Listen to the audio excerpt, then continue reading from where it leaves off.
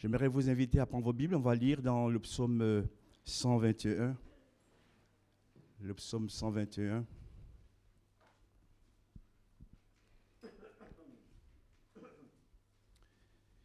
Pour ceux qui n'ont pas la Bible, vous pourrez donc suivre cette parole sur l'écran. Psaume 121. Cantique des degrés. J'élève mes yeux vers les montagnes. D'où me viendra le secours? Le secours me vient de l'Éternel, qui a fait les cieux et la terre. Il ne permettra point que ton pied chancelle. Celui qui te garde ne sommeillera point. Voici, il ne sommeille ni ne dort, celui qui garde Israël. Tu peux mettre ton prénom aussi. L'Éternel est celui qui te garde. L'Éternel est ton ombre à ta main droite.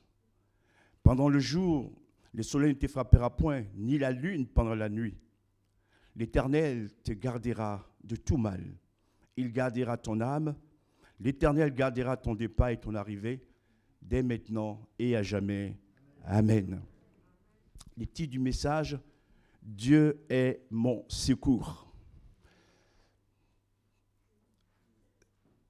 Ce psaume est appelé Cantique des degrés. Il y a une raison. Degré signifie monter. Monter. Le chant qui nous fait monter. Et c'est un chant que entonnaient les pèlerins lorsqu'ils allaient à Jérusalem. Dans tout Israël, il y avait des synagogues, mais il n'y avait qu'un seul temple qui se trouvait à Jérusalem. Et les pèlerins y montaient pour trois fêtes essentielles. D'abord, Pessah, pour nous, la Pâque. Deuxièmement, Sukkot, ou fête de cabane. Et enfin, la fête de Shavuot, ou pour nous, la fête de la moisson ou des semaines, mais nous la connaissons plus précisément sous le nom de Pentecôte. Pentecôte. Et c'est un chant donc qu'ils entendent quand ils vont à Jérusalem. Ils montent. Et la première parole est celle-ci: j'élève les yeux vers les montagnes, d'où me viendra le secours. D'abord, cet homme ou ces personnes, on va dire, nous donnent un exemple, un modèle. Il ne regarde pas, à la terre. Il lève les yeux. Il lève les yeux. Et pourtant, il a besoin d'un secours. Et je voudrais vous dire aussi ce matin que quelles que soient nos épreuves, nos combats, nos luttes, lorsque nous prions, qu'en esprit, nos yeux se lèvent vers Dieu. Et non pas sur la terre où les choses sont difficiles. Et il sait que son secours ne vient pas de la terre, mais son secours vient de Dieu qui a fait les cieux et la terre. Ce qui est important ici, c'est de savoir que dans nos combats, nos luttes, nous avons toujours un secours. Et nous avons plus qu'un secours, nous avons Dieu lui-même comme notre secours. Le secours vient de Dieu et il va dire qui il est. C'est important aussi que nous le sachions. Dieu est celui qui a créé les cieux et la terre. Dieu est ainsi nommé le Créateur. Dieu crée la vie. Dieu crée le bonheur. Dieu crée la grâce. Et c'est en nous tournant vers lui et en le cherchant de tout cœur que nous serons secourus dans nos besoins. Il y aura encore des luttes et des épreuves. Il y aura des choix à faire. Des dons spirituels ont été communiqués ce matin également, où Dieu nous appelle à laisser le vêtement souillé, à abandonner les choses de la terre et à le contempler et à nous attacher à lui d'une manière véritable. Il a été question aussi de vérité. Seigneur, merci que ta vérité soit dans nos cœurs, pour que lorsque nous te prions, nous voyons les choses s'accomplir. Que Dieu, ce matin encore, nous secoure et nous aide à avancer. Le secours me vient de l'Éternel qui a fait les cieux et la terre. Le secours signifie aide, signifie soutien, mais aussi réconfort. Dieu peut nous réconforter et nous encourager. En début de semaine, quand j'ai eu le coup de fil de l'épouse de notre frère qui nous a quittés, Alexander, où j'ai été à l'hôpital pour pouvoir le voir, et il nous a quittés. C'est toujours difficile, il part assez jeune, hein, je veux dire, la maman était là, plutôt la maman des enfants, et un des enfants, Seigneur, heureusement que tu es notre secours. On a l'impression que tout s'effondre, tout s'effondre. Et dans la même occasion, je reçois un coup de fil, m'annonçant le décès d'une personne que nous avons connue quand on était en Ardèche. Qu'est-ce qui m'arrive, Seigneur? Et Dieu me montrait que ce n'est pas la fin, parce que lui, il n'a ni commencement ni fin. Il est la résurrection et la vie. Celui qui croit en lui vivra même s'il meurt. Le tout, c'est de mourir en Jésus, dans le Seigneur. Ces deux personnes ont gardé la foi jusqu'au bout et nous croyons qu'un jour nos yeux les verront. Que vous soyez aussi encouragés, que malgré les luttes, les combats, les mauvaises nouvelles, Dieu est avec nous. Dieu est présent. Il ne permettra pas, deuxièmement, que ton pied chancelle.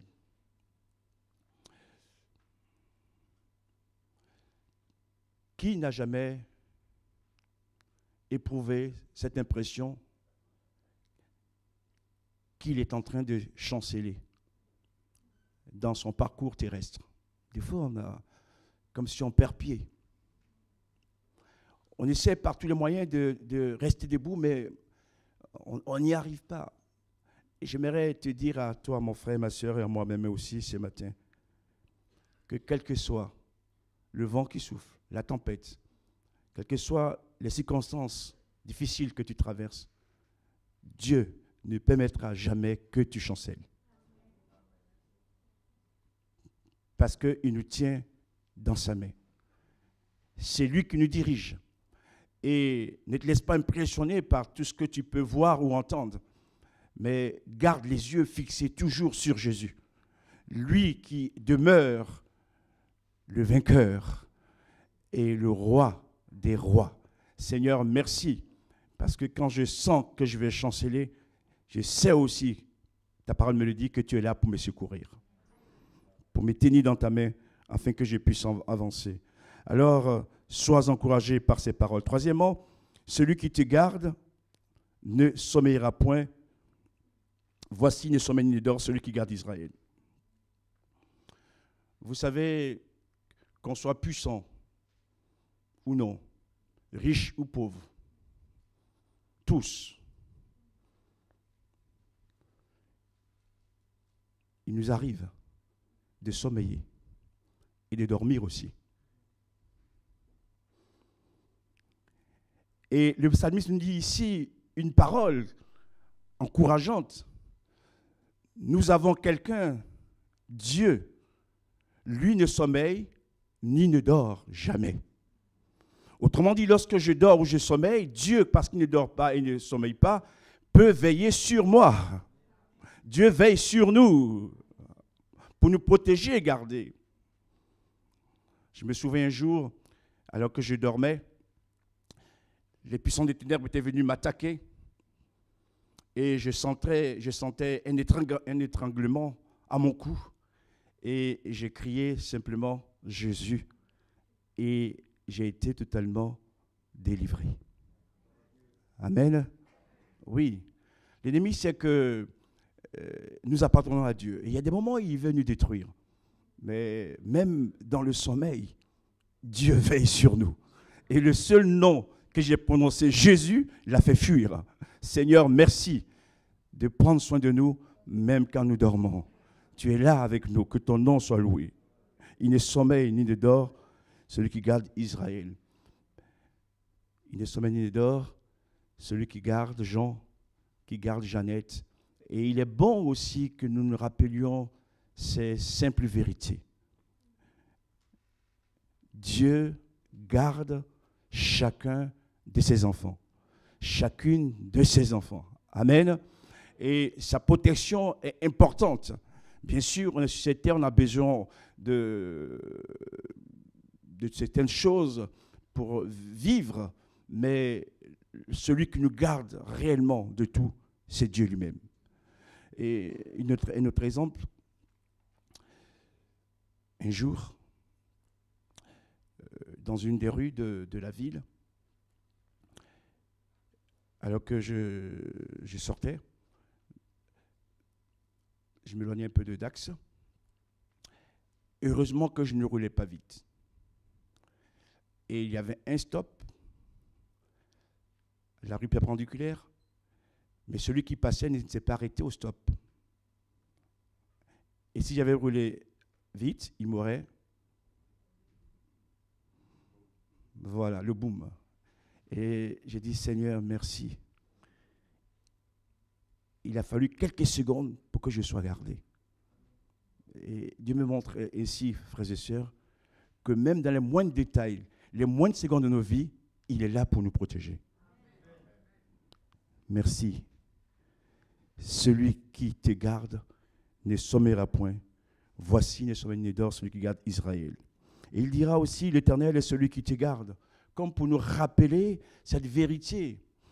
Bien sûr, on entend les bruits de guerre, on attend des choses, on voit des choses qui se font. Et un des dons aussi a pu parler de cela. Rien ne sert d'être paniqué. Gardons le calme. Parce que Dieu est avec nous. Nos paniques ne changeront rien à la chose. Cela va plutôt nous faire vieillir. Prendre un coup de vieux ou de vieille. Seigneur, c'est toi qui nous gardes. Merci. Et quand le cœur est serein, quand le cœur est dans la paix, vous voyez que cela nous communique la joie de vivre aussi. Et notre joie de vivre n'est pas seulement une joie d'une réunion, c'est la joie de tous les jours. Parce que Dieu en est la source. Merci Seigneur pour ta grâce. Nous poursuivons. Pendant le jour, le soleil n'était frappé à point, ni la lune pendant la nuit. Quand on dit comme ça, on dit mais qu'est-ce qu'il veut dire? On a besoin du soleil, on a besoin de la lune. Mais ici, en hébreu, la lune et le soleil représentent les puissances des ténèbres, les puissances mauvaises. Et Dieu nous montre ainsi que même ces astres, dans leur force, dans leur puissance, ne peuvent rien contre nous.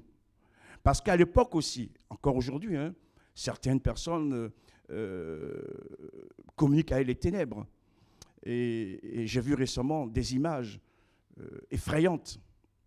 Quelqu'un, je ne dirais pas dans quel pays c'est, qui avait mis écrit sur sa voiture « Église satanique », la croix en l'envers. J'ai dit « Seigneur, fais-lui grâce. Fais-lui grâce. » Il y a des gens qui font leur cérémonie satanique dans les cimetières. Non, je ne dirais pas amen. Seigneur, merci de nous protéger, de nous garder. Il n'y a pas besoin d'aller en Afrique, ici aussi, les choses se passent.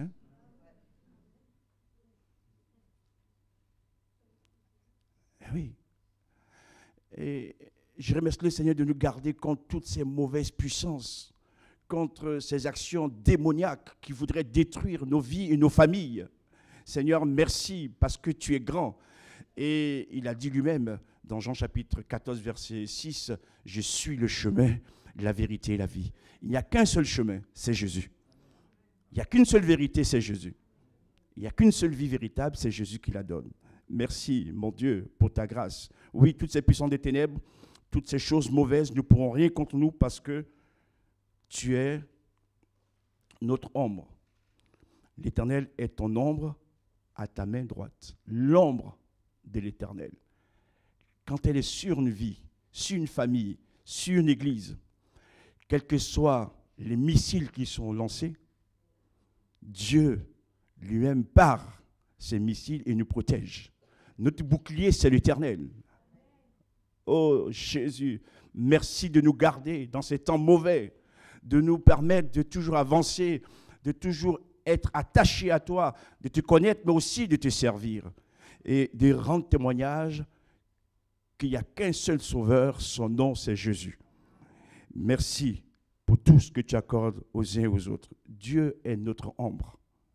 Et cette ombre parle de sa présence, comme ce matin encore, quand l'Esprit nous visite, on est tellement bien. On est bien dans la présence de Dieu. Ça vaut tous les trésors. Et le fait de venir au culte, adorer, célébrer le Seigneur, frères et sœurs, vous voyez que nous venons pour nous renforcer. Nous venons pour nous restaurer. Et nous repartons bénis, heureux, parce que Dieu nous a parlé au travers des chants, des dons, de sa parole également, pour que nous puissions tenir bon, aller jusqu'au bout. Seigneur, ce matin encore, nous te louons, te remercions pour ta présence dans ce lieu, dans nos vies. L'Éternel te gardera de quelque mal. Ah, on a la même bonne version. Merci Daniel et les autres qui ont réagi. C'est bien, la même version.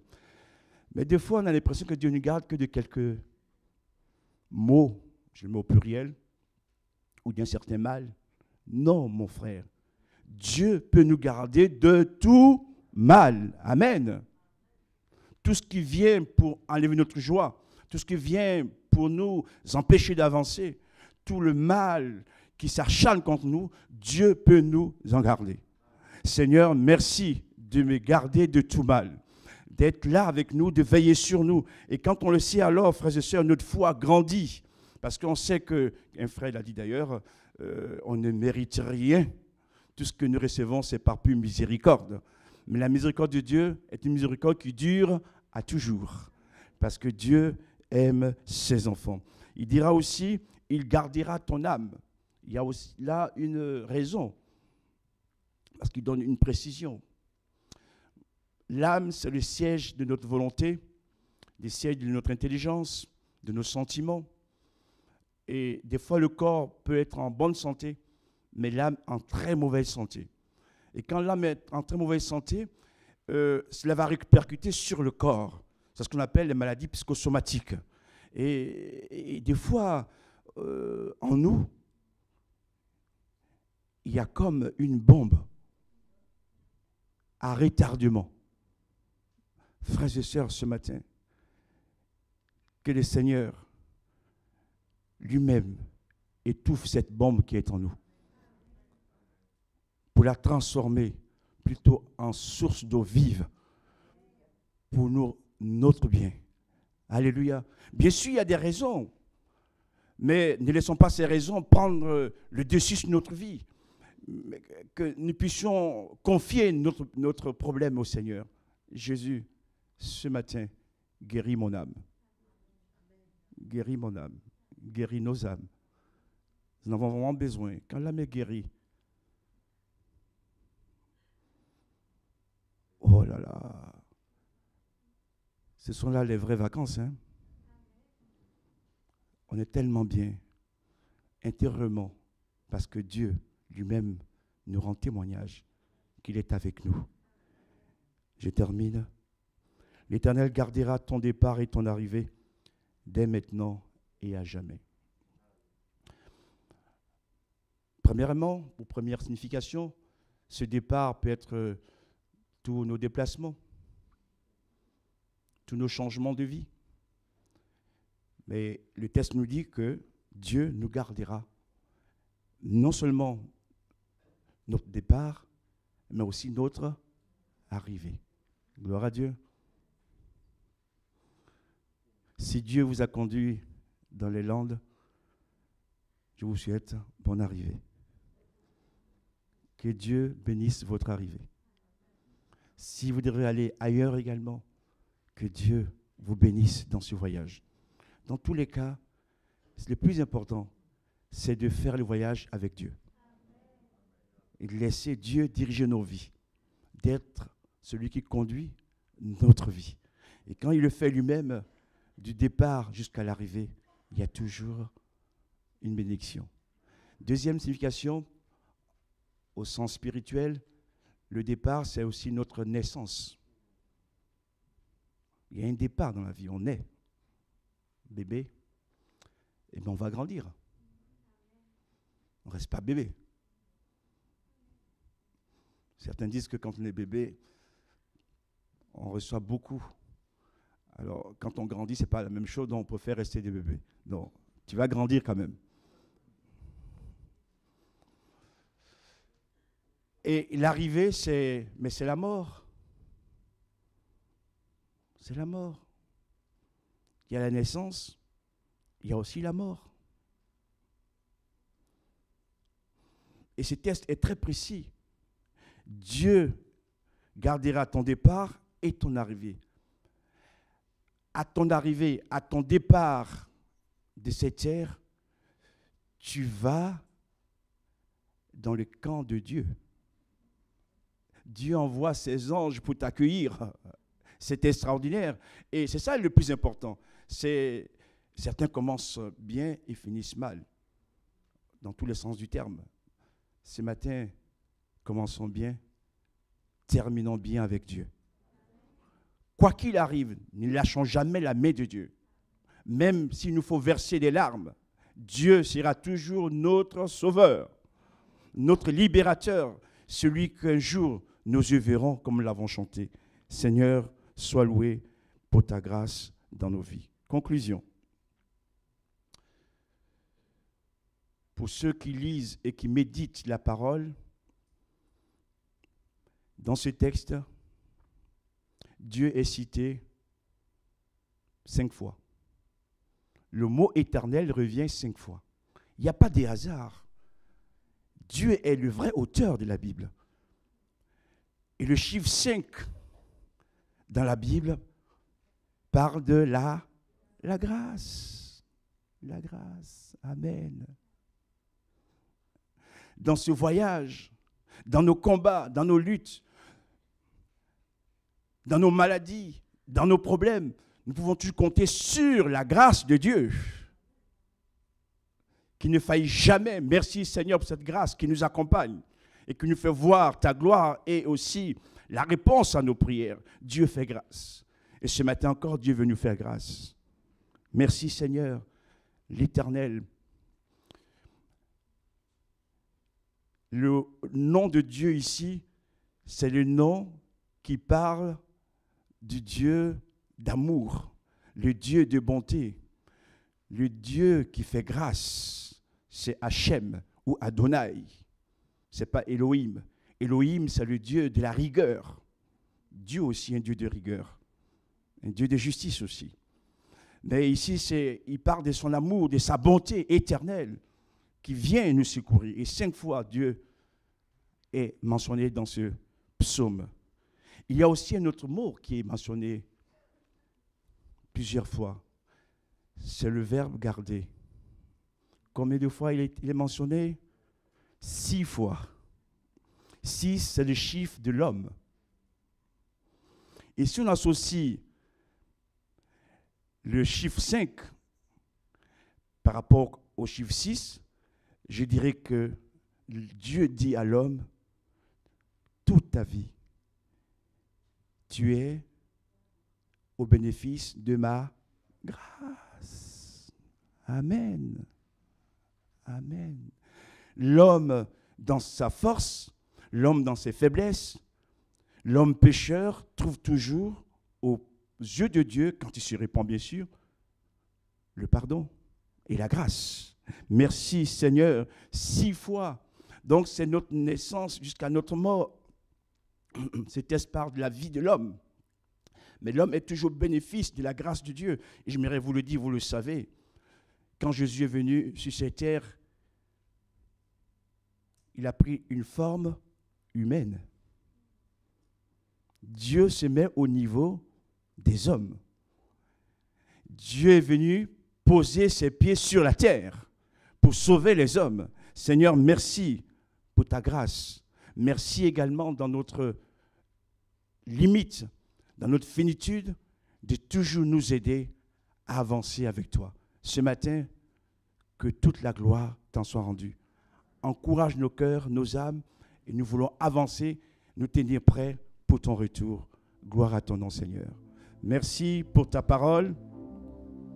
Merci encore de nous encourager, de nous montrer ces vérités bibliques, que tu es celui qui est notre secours, notre aide, notre réconfort, et que tu veilles sur nous. Tu nous gardes également, Seigneur, pour que nous puissions avancer dans cette vie de tous les jours. Et ce matin, oui, je te dis merci chaque fois que tu es intervenu dans nos vies pour nous sauver du malheur. Seigneur, merci ce matin encore de croire que quoi qu'il arrive, quoi que nous voyons, nous entendons, nous voulons proclamer que Jésus est toujours celui qui veille sur son peuple. Seigneur, sois loué. Merci pour la joie que tu communiques. Merci parce que nous savons où nous allons aussi. Que toute la gloire t'en soit rendue. Dans le nom de ton Fils bien-aimé, Jésus-Christ. Amen. Merci Seigneur. Amen.